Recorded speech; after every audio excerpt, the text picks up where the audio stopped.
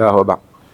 Menghadap kepada Duli Yang Maha Mulia, Tuanku Pemangku Raja, Duli Yang Tamat Mulia, Raja Puan Muda, menjunjung kasih kepada Duli-Duli Tuanku di atas perkenan untuk patik mengendalikan sesi interaksi ini.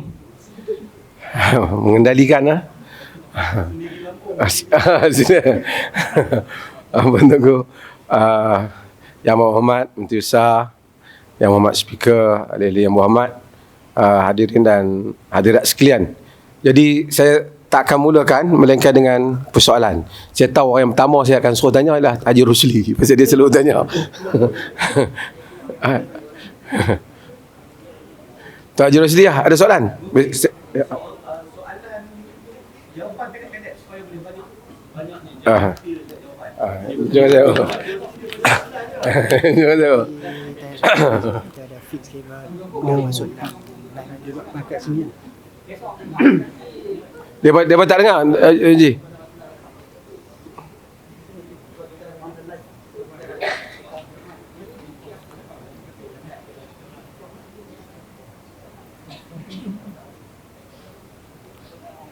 Ampun tu. Ampun Tuanku, Patik mohon perkenan Tuanku untuk Patik utarakan satu soalan yang biasa didengar, tetapi Patik kadang-kadang tu dari segi istilahnya sikit tak faham lah. Mic pun tak kuat. Dia teratur kan? One, two. Okey. Satu soalan yang apa ni sebut sama ha? Kita tadi kata bahawa kita baca doa pada bulan Ramadan. Ya. Allahumma innaka afuwun tuhibbul afwa fa'fu anni. Ada satu lagi, Allahumma innaka afuwun fa'fu anna.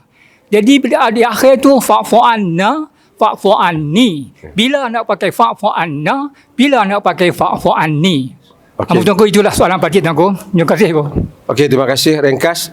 Saya dua perkara saya jawab. Yang pertama, dari segi ni dan na tu, ni merujukkan saya, na kami.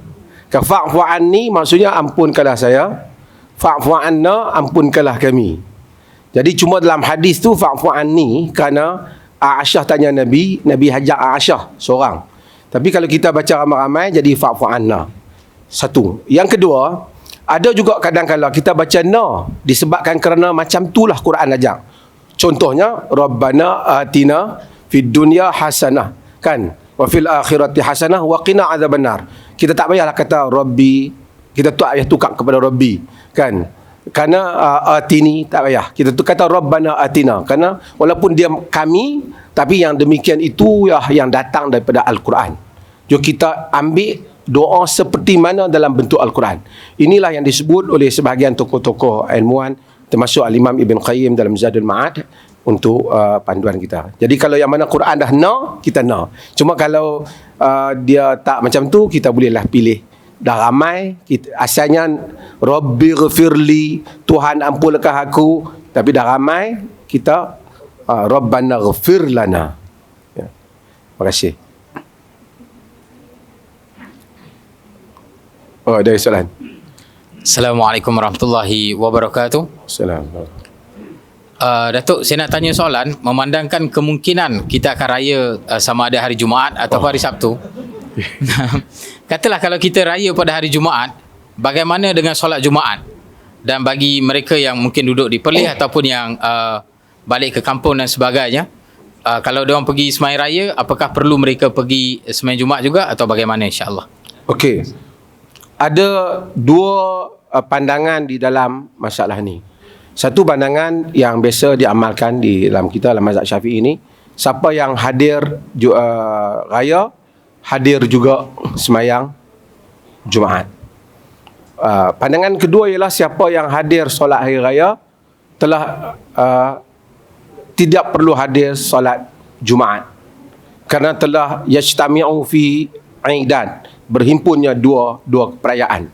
So pagi dia datang, jadi tengah hari dia tak payah datang. Habis dia buat apa? Dia sembahyang zuhur. Ada kaul yang macam syah sikit, dia kata zuhur pun tak ada. Tapi tak terimalah itu kaul dalam zahiri. Tapi dia sembahyang zuhur. Jadi Sebahagian kata kerana peruntukan itu yang Nabi beri hanya kerana untuk orang Badui yang jauh. Mereka susah nak patah balik. Tapi oleh kerana ada banyak, tapi kita nak ringkaskan jawapan ni, ada banyak dalil-dalil juga yang menunjukkan kelonggaran ini diberikan kepada orang yang telah berhimpunnya 2 perhimpunan pada satu hari, iaitu perhimpunan raya dan juga perhimpunan Jumaat. Jadi kalau siapa yang hadir Jumaat juga, dia telah buat yang ekstra, yang okey. Tapi kalau ada orang yang tak hadir Jumaat, dia hanya datang semayang hari raya, tak hadir Jumaat, juga ada kaul yang kuat juga di kalangan para ulama dalam hal ni. Untuk ringkaslah supaya kita boleh pergi soalan lain, tidak kita panjang dalil-dalil.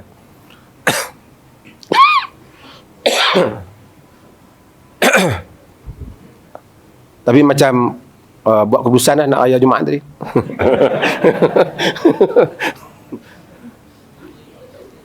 Ada soalan? Detail jawapan dia ada dalam, saya dah tulis jawapan dia, boleh rujuk dalam web Jabatan Mufti. Assalamualaikum Datuk. Saya nak tanya berkenaan dengan kebanyakan sekarang ni kita ada telefon Datuk. Bila kita solat, kita letak telefon di bawah. Tapi sekiranya kita terlupa silent Datuk, adakah sewaktu telefon tu berbunyi kita boleh tunduk dan tutup dan teruskan solat? Kalau sekiranya pergerakan itu tidak mengubah struktur solat, kalau daripada berdiri pergi jadi duduk, ini adalah sesuatu yang telah mengubah, menjadikan pergerakan itu berubah, maka tak boleh. Bahkan sebahagian ramai di kalangan ulama menyebut batal kerana dia telah turun macam tu. Tapi kalau setakat pergerakan, bergerak di sini, handphone bunyi atas ni, dia tak ubah daripada berdiri tak sampai jadi rokok, tidak menjadi menyebabkan sampai dia duduk, maka dia matikan handphone tu. Melainkan jika sekiranya bunyi handphone tu mengganggu benar jamaah masjid tu, maka dia duduk, dia tekan, dia berdiri segera. Datuk, ada satu persoalan tu. Saban tahun kita umur semakin lama semakin meningkat. Tak kala ketika ini, saya mengambil contoh saya lah. Ketika berumur 43 tahun ni, kita dah ada kesedaran untuk qada puasa-puasa yang kita daripada akhir balik dulu yang pernah kita tinggalkan. Tapi jumlahnya kita tak ingat Datuk. So macam mana kita untuk gantikan puasa-puasa wajib Ramadan yang kita tinggal daripada akhir balik sampai sekarang, bagaimana fidyahnya? Kita pertama, kita dari segi jumlah puasa mungkin tak jadi masalah. Kita boleh ingat, misalnya kalau kita balik 15, kita boleh tahulah daripada 15 tu sekarang kita dah umur 40, ada berapa Ramadan yang telah kita lalui. Kemudian kemungkinan kita rasa, tapi tak ingatlah dalam setahun tu puasa berapa hari tahu. Mungkin ada 10, mungkin ada 15 tahun kan.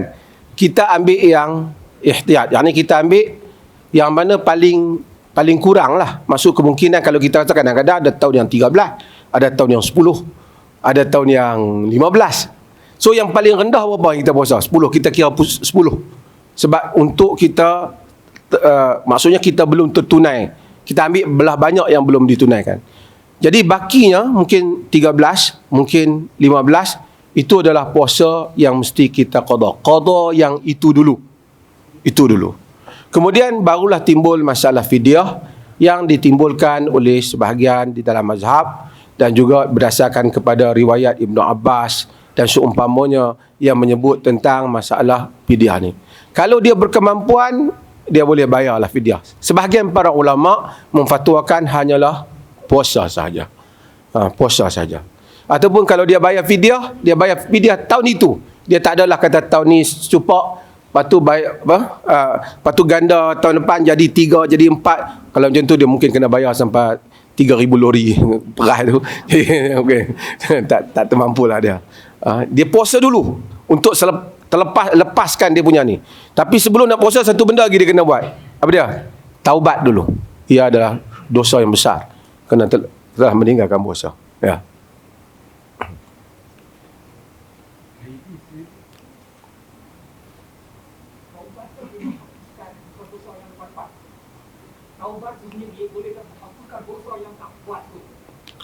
Taubat menghapuskan segala dosa.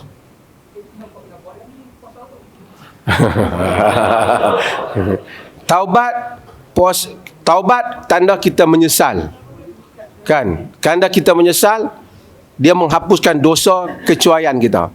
Tetapi oleh kerana dalam bab puasa ni ada bab ganti, orang yang tinggal kena ganti, kan? Dan Quran menyebut untuk tentang ganti ni, maka dengan itu orang yang tinggal puasa dia ganti. Dia ganti. Jadi ganti tu tanda dia insaf. Dia ganti, tanda dia insaf. Dan kerana ada bab ganti puasa tu dari segi dalil lebih kuat daripada ganti solat. Maksud qada. Bukan kan ni. Qada puasa tu lebih kuat daripada qada solat. Walaupun ada kedua-duanya ada pembincangan, tapi dalil tentang ganti untuk puasa tu lebih kuat lagi. So dia ganti. Dia taubat dia berdosa, dia tetap macam kita. Aku menyesal lah hutang banyak, tapi hutang banyak juga lah. Macam tu lah. Ya. Kalau aku menyesal, aku dah menyesal dah, tak payahlah bayar hutang. Tak boleh. Bayar lah juga. Wa dainullah ahaqqu an yuqda, dalam hadis. Hutang Allah lebih patut untuk dibayar, diganti. Nabi sebut kepada orang yang nak ganti puasa bapa dia atau mak dia.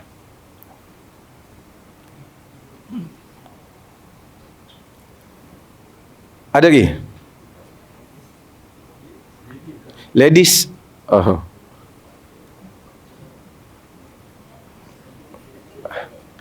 Jauh, mikrofon tu jauh dari bawah.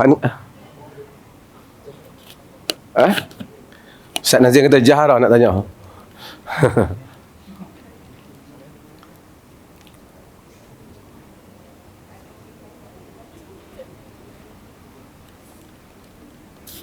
Ustaz nak tanya satu soalan. Kalau orang yang bersolat atas kursi, tiba-tiba rakaat pertama dia berdiri, rakaat kedua dia berdiri, rakaat ketiga keempat dah tak larat dah, ni nak duduk. Macam mana tu Ustaz? Orang yang solat di atas kursi, terima kasih soalan. Orang yang solat di atas kursi ni, kan, dia ada beberapa keadaan. Yang pertama adalah orang yang langsung tidak mampu berdiri. Maksud dia datang tadi pun memang dia duduk atas kursi, dia tak boleh berdiri. Maka dia boleh duduk di atas kursi sepanjang tempoh solat dia. Bagi solat fardu. Bagi solat sunat memang kita boleh duduk, sembahyang duduk. Solat sunat ada kelonggaran. Ada riwayat dalam hadis Nabi solat sunat, khususnya witir, Nabi duduk walaupun Nabi boleh berdiri. Tapi bagi solat fardu kita kena berdiri. Salli qa'iman, kata Nabi dalam hadis Imran bin Husain. Salli qa'iman, solat dalam keadaan berdiri. Fa illam tastati' fa qa'ida. Kalau kamu tak mampu, kalau kamu duduk. Jadi lagi kita dia memang tak mampu, dia duduk. Keadaan yang kedua ialah orang yang datang dia mampu berdiri. Cumanya sagi yang dia tak mampu ialah nak sujud tak mampu, nak rokok tak mampu. Maka orang ni dia kena berdiri dulu. Jadi dia berdiri, masa dia nak rokok, apa yang dia tak mampu tu dia duduk untuk merendahkan diri dia. Tapi yang lain dia berdiri pada tempat yang dia mampu. Katakanlah dia berdiri tiba masa mai mampu, rakaat kedua mampu, rakaat ketiga tui tak naik dah. Mudah bahasa kan? Tui tak naik dah, kan? Jadi ketika itu dia termasuk tak mampu di pertengahan solat tu, maka dia solatlah dalam keadaan duduk di atas kursi.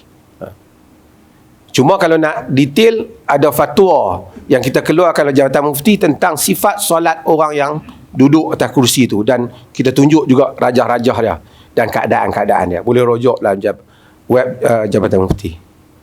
Terima kasih.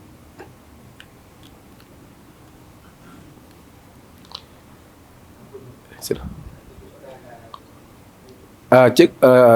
Doktor kalau Tuan Haji, sila. Tentang solat, sifat solat qiyam Ramadan. Sebab kita tengok bila kita solat Ramadan, biasanya adakah memang dalam solat Ramadan atau solat tahajud ni dua aktivitas tu dipendekkan, ataupun banyak yang ambil imam-imam ambil keputusan untuk nak pendekkan doa aktivitas atau pilih doa aktivitas yang pendek.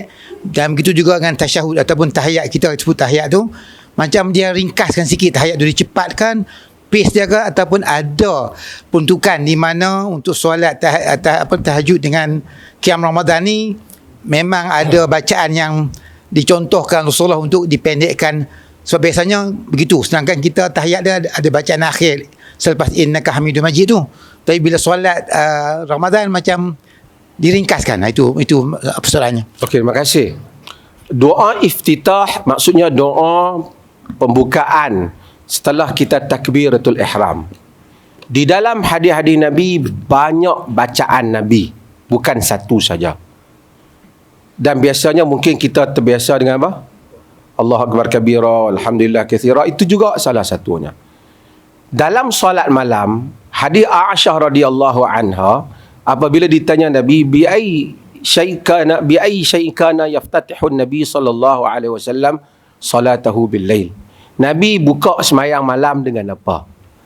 Kata Aisyah, Nabi buka sembahyang malam dengan Allahumma rabb Jibril wa Mikail wa Israfil fatiras samawati wal ard alimul ghaibi wasyahadah anta tahkumu baina ibadika fima kanu fihi yakhtalifun ihdini lima ikhtalafa fihi minal haqqi biiznik innaka tahdi man tasha'u ila siratim mustaqim. Yang tu bacaan Nabi bila buka solat malam. Ada juga bacaan-bacaan Nabi bila iftitah yang lain yang selalu orang baca, iaitu apa? Allahumma ba'id baini wa baina khataayaya kama ba'adta baina al-masyriqi wal maghrib. Allahumma naqqil minal khataaya kama yunaqqa thawbul abyadu minad danas. Allahumma ighsil khataayaya bil ma'i wa salji wal barad. Ini juga bacaan iftitah.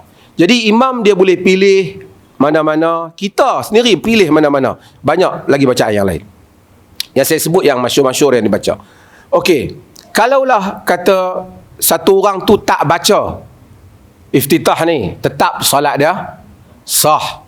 Cumanya sembahyang malam tabiat dia ialah ni bukan fardu. Dia adalah sembahyang yang memang kita pilih untuk kita nak ta'abbud pada Allah. Maka Nabi biasanya solat malam dia tu panjang. Maka kita tak tergambar Nabi memendekkan bacaan-bacaan ini. Bacaan khususnya dalam iftitah dan seumpamanya. Tak ada riwayat Nabi pendekkan, kan? Yang ada Nabi pendekkan ialah Nabi solat 2 rakaat sebelum solat subuh. Sehingga Aisyah kata, aku tak tahu Nabi sempat baca ni atau tidak. Itu dipendekkan. Tetapi ada pun di dalam solat-solat ni baginda baca. So kalau tu imam pendekkan, yang tu bukanlah ada Nabi suruh ke apa, mungkin pilihan tu imam. Juga semasa tasyahud. Tasyahud sepatutnya dia baca elok lah, kan? Ada 2 bacaan yang selalu boleh dibaca. Kita baca dalam tasyahud yang biasa tuan-tuan baca ialah riwayat daripada Ibnu Abbas, iaitu at-tahiyyatul mubarakatus salawatut thayyibatu lillah, kan? Assalamu alayka ayyuhan nabiy wa rahmatullahi wa barakatuh. Sehingga satu lagi at-tahiyyatul lillah as-salawatu at-thayyibat. Ini riwayat Abdullah bin Mas'ud. Dari segi Dr. Zami ada ni hadis, dari segi kekuatan hadis tu ialah kekuatan riwayat Abdullah bin Mas'ud. Tapi dua-duanya sahih. Cuma mazhab Syafi'i ni dia pilih hak Ibnu Abbas tu, hak kita dah bisa baca. Alasan dia kata Ibnu Abbas ni muda, dia ambil yang lewat. Kemungkinan itu versi yang the latest punya versi daripada Nabi SAW. Apa pun maksudnya, baca macam tu lah. Cuma solat Ibrahimiyah tu macam mana di dalam mazhab Syafi'i ini, dia tidak wajibkan. Kalau dia kata Allahumma salli ala Muhammad wa ala ali Muhammad, maka memadai untuk dia. Seperti itu juga ada dalam riwayat Abdullah bin Mas'ud. Cuma kalau dia nak sembahyang khusyuk, dia panjang lah sikit, kan? Cuma kalau dia mengantuk tu kot. Jadi bukan kaitan dengan tu imam lah. Bukan kaitan dengan hadis lah. Imam nak cepat.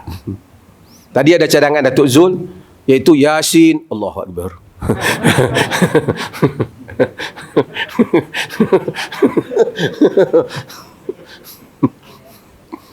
Ada kesalahan?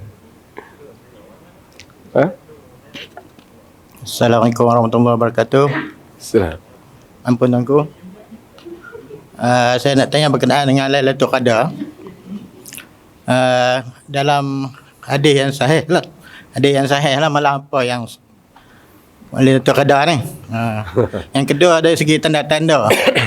Kadang-kadang adakah adat atau Ni pagi kita bangkit tengok matahari tak apa nak celak ke. Tu tanda-tanda kata semalam Lailatul Qadar. Ada ke doktor berkenaan dengan tu? Terima kasih. Okey, Lailatul Qadar malam apa?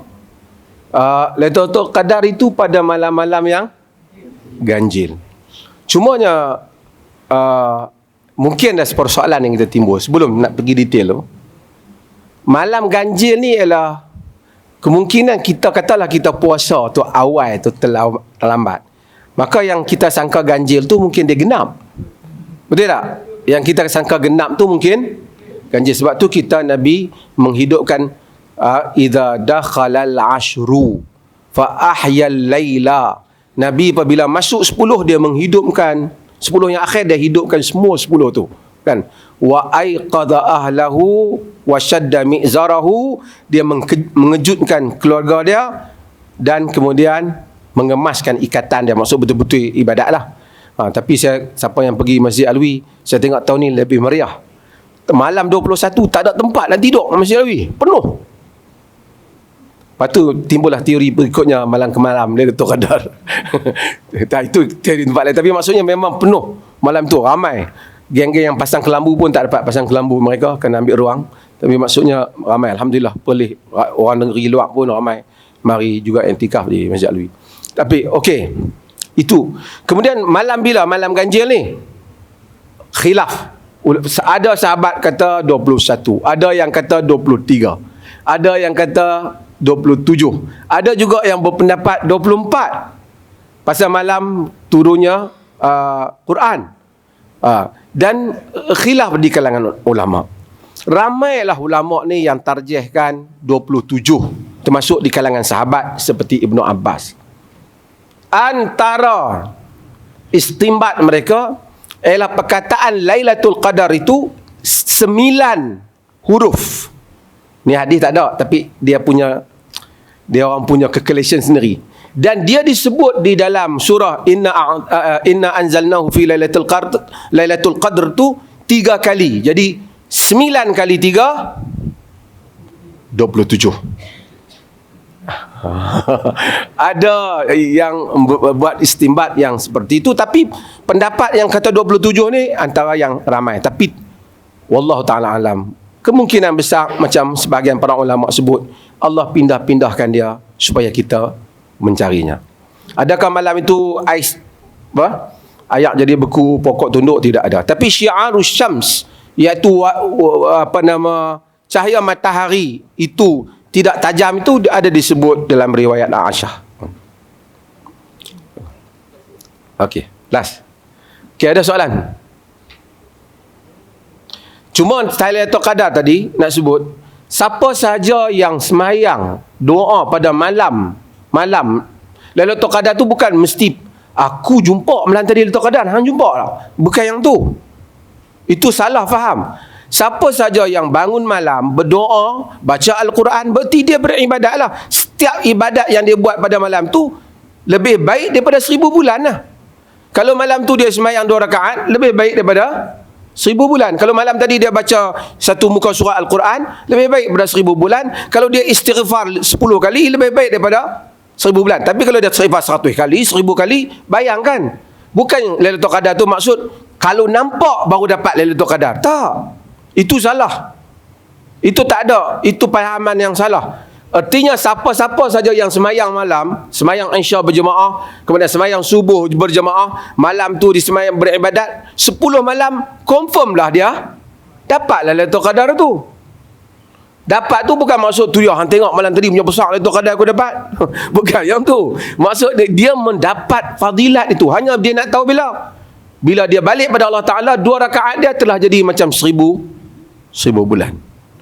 Kalau 2 rakaat itu semacam 1000 bulan, ad-doa huwal ibadah, doa adalah ibadat. Kalau dia kata, ya Allah, ampunilah aku, bagaikan meminta lebih daripada 1000 bulan.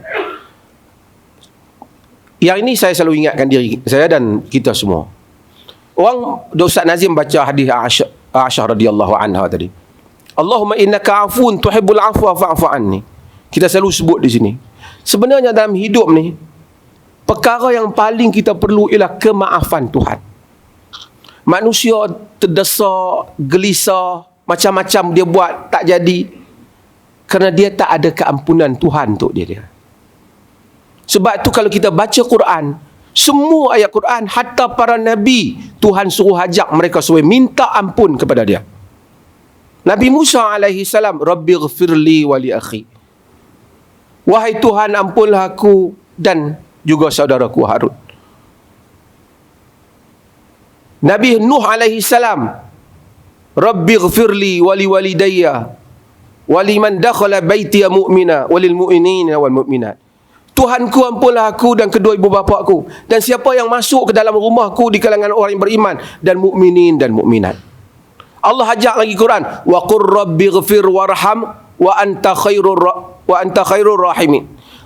Tuhan ampunkan, katakanlah Tuhan ampunkanlah aku. Tuhan ajar kita supaya kita sebut minta ampun. Kerana kita perlu minta ampun. Dan siapa yang melazimi istighfar, minta ampun, dia akan tahu beza hidup dia dengan sebelum dia tak minta ampun. Last saya nak sebut, mungkin saya pernah sebut di sini, ialah hadis Aisyah tanya Nabi SAW. Ada satu tokoh di dalam masyarakat jahiliah yang Nabi pun respect dia. Nama dia Abdullah bin Juda'an. Abdullah bin Juda'an. Abdullah bin Juda'an ni, dia dari segi tribe dia tu, dia daripada Bani Taim, sama dengan Bani Abu Bakar, sama Aisyah. Aisyah kan anak Sayyidina Abu Bakar. Taim bin Murrah dalam kabilah Arab. Dia ni sangat generous. Bagi orang makan, hubung silaturahim. Macam orang yang buat kebajikan ni. Aisyah tanya Nabi SAW, Ya Rasulullah, Ibnu Juda'an kana fil jahiliyah yasilur rahim wa yut'imut ta'am.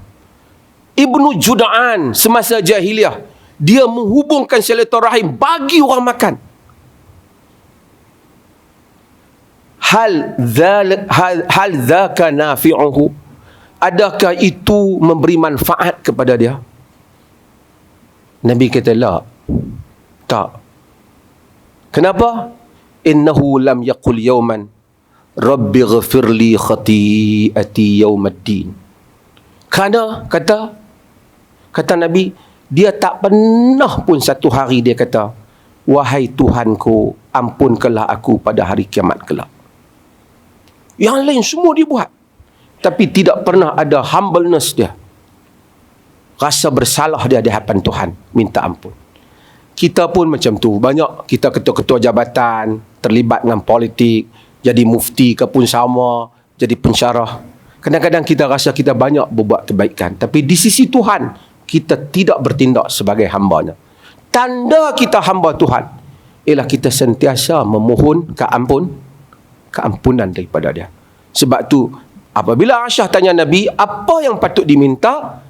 Allahumma innaka afuun tuhibbul afwa fa'fu. Ya Allah, engkau pemaaf, maafkan aku. Tuan-tuan hadirin dan hadirat sekalian, kalau Tuhan maafkan kita, kita akan rasa kelapangan dada dan dibuka kehidupan ini. Kalau dia tak maafkan, kita adalah segala pangkat, harta, dan kita akan merasai kepahitan setiap nikmat yang diberikan. Mudah-mudahan Tuhan ampunkan kita semua. Menjunjung kasih Tuanku di atas perkenan Tuanku untuk petik dalam majlis interaksi ini. Sekian, wassalamualaikum warahmatullahi wabarakatuh.